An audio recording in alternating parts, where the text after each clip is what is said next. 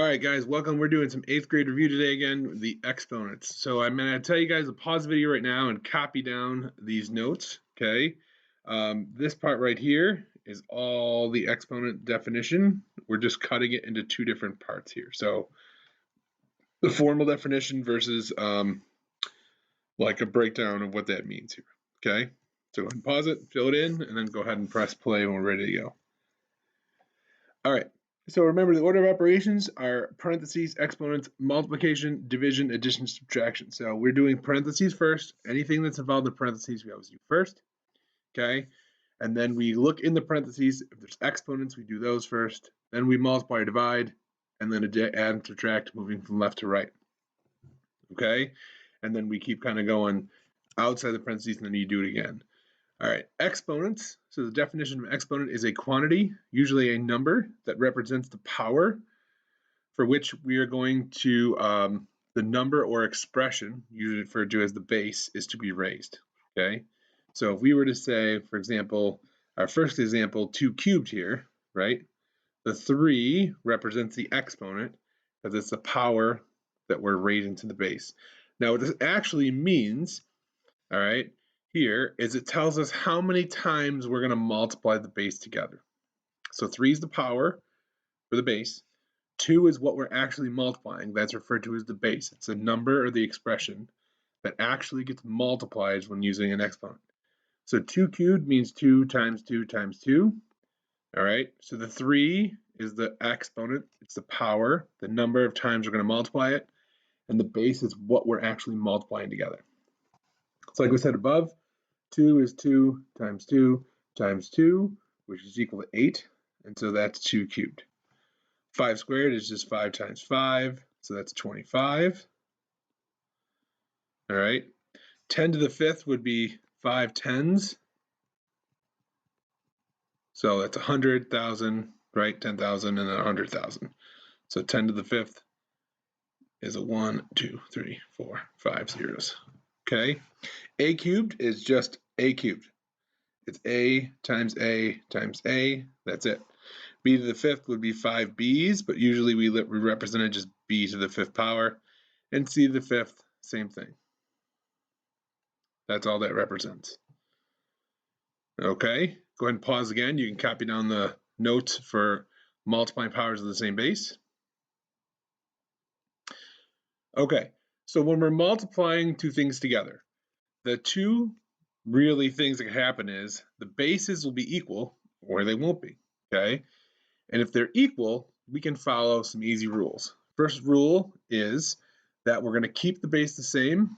So two different terms here have the same base, and we're going to add the exponent together. So this is for when there's essentially two terms, okay? So 2 to the 3rd and 2 to the 5th, we keep the base the same, and then we add the exponents. So it becomes 3 plus 5 for our exponent. So this is 2 to the 8th power. And if you want to evaluate it, you can. We're going to kind of leave it here, though, for our purposes. But at 2 times 2 times 2, keep going to the 8th power. All right. Number 2, 5 squared times 5, which is really to the first, becomes 5 to the 2 plus 1, which is 3, which, by the way, is 125, in case you'd like to know. All right. 10 cubed times 10 squared would be 10 to the 3 plus 2, so it's 10 to the 5th, which we already know is 100,000. All right. A cubed times a to the 5th is a to the 3 plus 5, so that's a to the 8th. B squared times b to the 1st is b to the 2 plus 1, which is cubed. And c cubed times c squared is c to the 3 plus 2, which is 5. All right, the second rule has to do with questions 7, 8, and 9. And this is a power of a power. This is when we're using parentheses, okay? So when we use parentheses, this actually means is that we're taking the term inside the parentheses and multiplying that many times.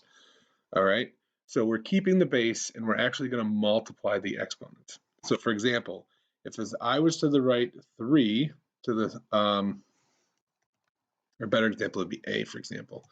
Let's do a squared raised to the 3rd power. That means that I'm doing a squared, right? And then this is my exponent, so 3 times.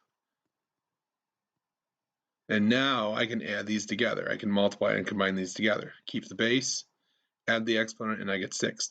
So the shortcut is that you just take these two exponents, power of the power, and we just multiply them together to get my new exponent. All right, if there's two numbers inside, two terms, so for example, 4a, right, squared, raised to the third power, the 4 has its own exponent. So this is going to become 4 cubed times a to the 6th, and then I would have to evaluate. 4 times 4 is 16, times 4 is 64, and then a to the 6th. All right, so that's kind of how this one works. You multiply each of the exponents by the power outside, okay, and then any numbers you have to actually square out to that amount. So we might as well figure out what 2 to the 8th is while we're at it, since we've done all the other ones. So 2 to the 8th is 256, in case you did not know. So 2 squared times to the 5th power would technically become 2 to the 10th power. We also could kind of write this as 4, because it's 2 squared raised to the 5th power. So either one would work, and then we would just raise that up here, and we get 1024. Okay, 3 squared to the 3rd power would become 3 to the 2 times 3, which is 6 power, and then 3 to the 6th power is 729. All right, a squared to the 5th power, same thing, there's essentially just 5 a squareds, right? So we just kind of add these, now we add the exponents, or we multiply these two together and we get a to the 10th. That's the shortcut here. All right. Going over to page 2, so go ahead and pause once again and copy down our rule for exponents when dividing. Okay, so dividing, just like multiplying, we're going to keep the base the same, and then this time we're going to subtract the exponents. Now the key thing we're going to get into when we get to more advanced stuff is that we can't have any negative exponents in simplest form.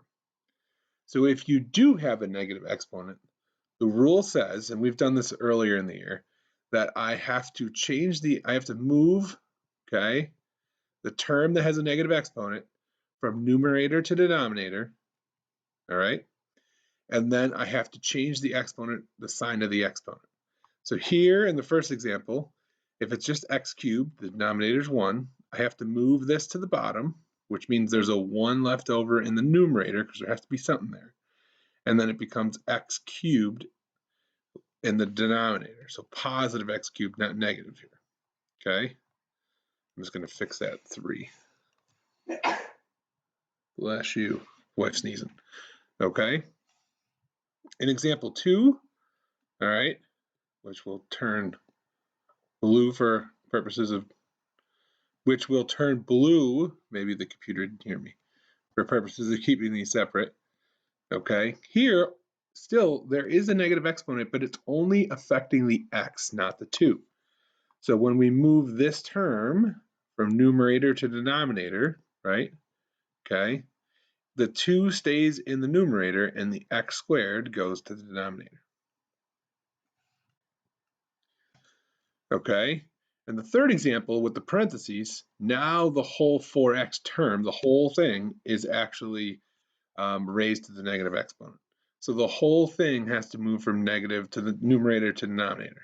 So the reason we leave a 1 up there is there's always like a times 1 written next to everything, even though we don't write it all the time. So this becomes 1 over, and then this is going to be 4x raised to the 2nd power. Remember we just talked about power of power, right? So this is going to become 1 over 4 squared times x squared, which is 1 over 16x squared. And this is how we deal with negative exponents. Now, the reason I want to talk about it is because the next questions don't have any negative exponents. I want to make sure we bring it up. Okay, so if you look at example 1, 2 to the 5th over 2 cubed can be rewritten as this. So we keep the base, which is 2. We subtract the exponents. 5 minus 3 is 2. And it becomes 2 squared, which is just equal to 4. All right. And the second one, we have the same thing. So it's 5 squared over 5 to the first. Keep the base. And then the 2 minus 1 becomes 1. So this is just 5. Okay, third example, switching up the colors. 10 cubed over 10 squared. We keep the same base. I don't know, I was going to rewrite that. Keep the same base as 10. 3 minus 2 is 1. And this is just straight up 10. All right. Next example, a to the 5th over a cubed. So this is a to the 5 minus 3, which becomes a squared. Okay. B to the 2 over b to the 0. Remember, technically anything to the 0 power is 1. So this is really just b to the 2 minus 0, which is just b squared. And then remember, anything over itself is 1. So technically, this is just 1. But the important thing, and this is where we learn about what anything to the 0 power is, this becomes c to the 2 minus 2, which is c to the 0, which equals 1. Since anything over itself is 1, okay, that means anything raised to the 0 power is also 1. All right, that's where we get that math fact from. So that's it today for Exponents, guys. Have yourselves a great day out there, and we'll see you on the flip side.